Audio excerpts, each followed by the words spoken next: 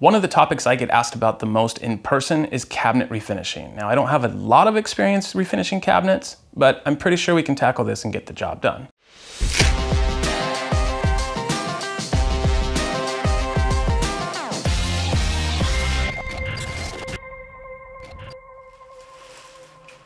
What's going on, guys? I'm Jody. This is Inspire Woodcraft. Today we're going to talk about cabinet refinishing. Now, I'm not a cabinet refinisher by trade, and I don't really have a ton of experience doing it, but I have dabbled in it a little bit. My neighbors are out of town. They brought over a kitchen drawer, and they asked me to see what I could do with it. So I have the drawer right here.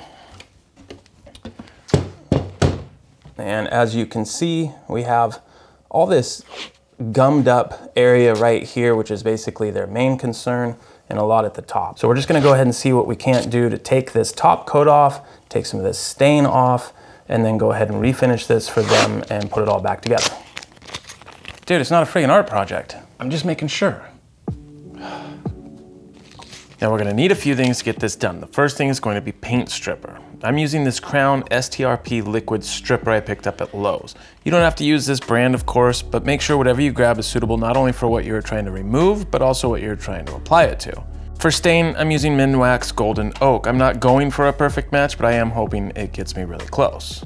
Now for tools, we're gonna need the following: a screwdriver, an orbital sander, a palm sander if you have one, a sanding sponge or at least sandpaper sheets, mineral spirits or denatured alcohol, shop towels, a paintbrush or foam brushes, a paint scraper or removal tool, some wire brushes depending on how complex the edges of the drawer or cabinet face is, and some gloves. But we're gonna start this whole thing with the screwdriver. We want to start with removing the drawer pull first, or any other hardware like hinges if this was, say, a cabinet door. Then we can remove the screws that holds the drawer face to the box itself.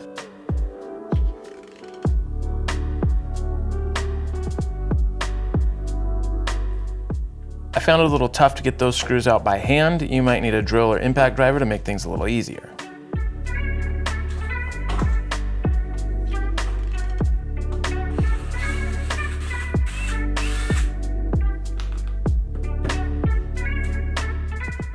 And once those screws are all out, you can pull the face off the drawer.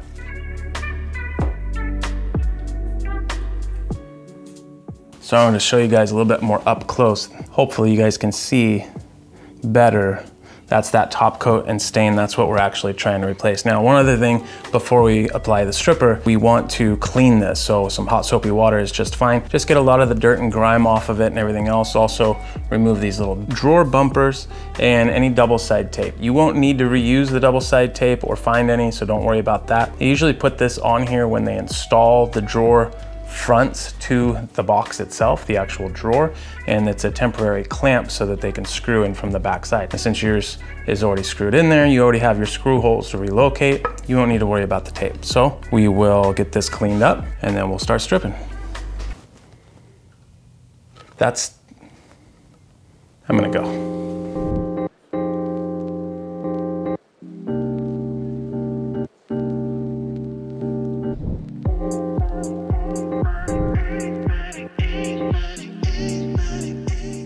Now, I haven't used this brand of stripper before, so we're just going to follow the directions on the back, as well as adhere to the safety warnings like don't ingest, don't get it in your eyes, and don't get it on your skin. Now, we've already covered our work area with plastic to keep our mess contained, so I'm gonna go ahead and pour some of this stuff into a metal container and start brushing it on. Fun fact, I did try and use a foam brush for this stuff and it fell apart almost immediately, so you have to use an actual brush to get this stuff on there. I'm gonna coat both sides nice and thick and use these little painter's tripods to support the workpiece so I can flip it over and do the other side. And we're just gonna let this sit for a few hours, come back and check on it. The plastic paint removal tool worked okay for the outermost layer, and if these were painted, I'm sure it would work great.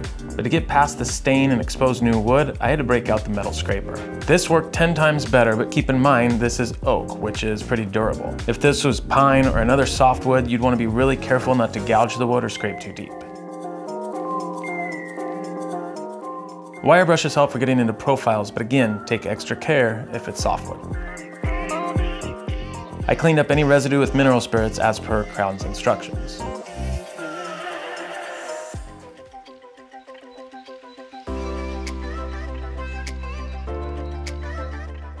Now for everyone's favorite job, sanding. I sanded twice on this drawer face, once with 120 grit to get me completely down to bare wood, and once again with 220 grit to smooth everything out. The palm sander works great for these tapered profiles. If you're working with more complicated profiles, chisels, sandpaper, and scrapers with profiles of their own will really come in handy. And finally, the sanding sponge. This works great for tough spots and for easing the edges and corners, which will make it more comfortable to handle once it's reinstalled.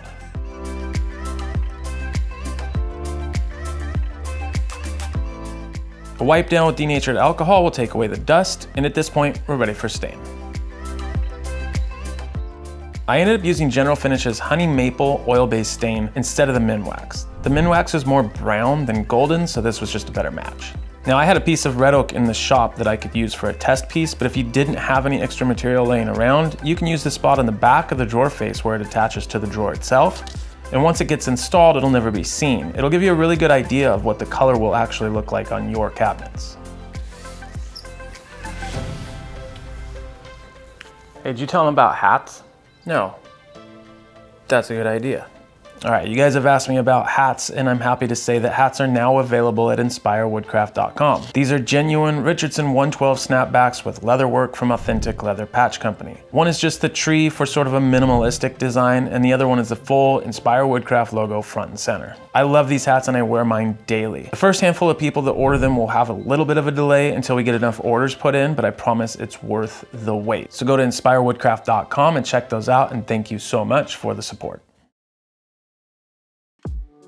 I went with an oil-based polyurethane and a gloss sheen to finish this drawer face. I typically like working with water-based finishes, but oil-based poly typically ambers as it cures, and I figured that would help in getting even closer to that amber sort of look that we're going for. I put on 4 coats total, sanding lightly with a 220 grit sponge in between the 3rd and 4th coat to knock down any dust that might have landed on it and smooth it out. And before I get attacked in the comments, this was per the instructions on the back of the can. And hopefully you guys can see this is our final result. I think it looks pretty good. Now I'm not gonna show you guys the reassembly of the drawer. Wait, what? What? You're not gonna show the end of the project? I'm pretty sure if they've made it this far through the video, they can figure out how to put the drawer back together. I mean, I can't make a 30-minute video and some guy's gonna be in the comment going, oh, it should have taken 3 minutes, you talk too much, blah, blah, blah. Wow. Can I do my job? Yeah. Please make a video how I wanna make it. Yep. Anyways, I'm just saying, you spent 10 minutes talking about hats. There's some guy's gonna be in his kitchen with stuff all over his kitchen and he's not gonna know what to do. That guy on YouTube, see what I deal with? Okay, so before I let you go, I'd like to say again, now I'm not a cabinet refinisher by trade, which means there may be a better way to refinish your cabinets. There are a lot of variables when it comes to refinishing. In this particular job, we wanted to refinish this drawer face and get it as close to the original color as possible so that it matches the rest of the kitchen.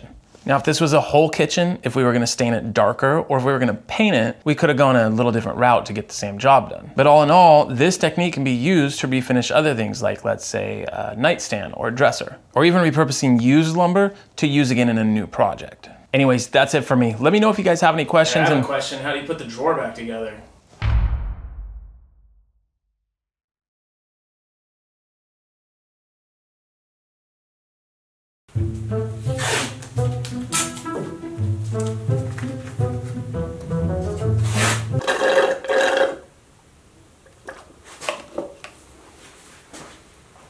Forgot to get wired up. So now I'm gonna have to drink my own spit.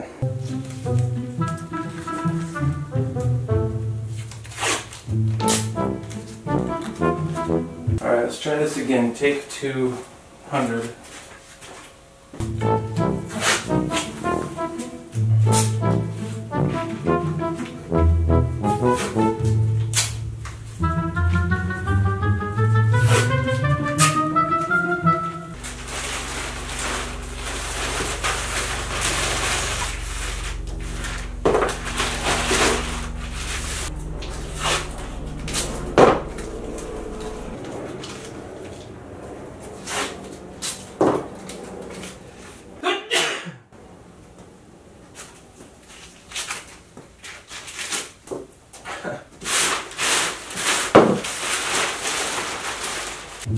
Alright,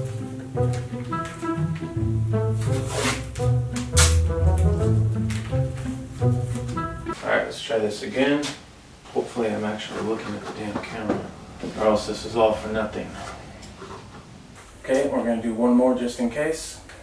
And one thing I wanted to say real quick is also,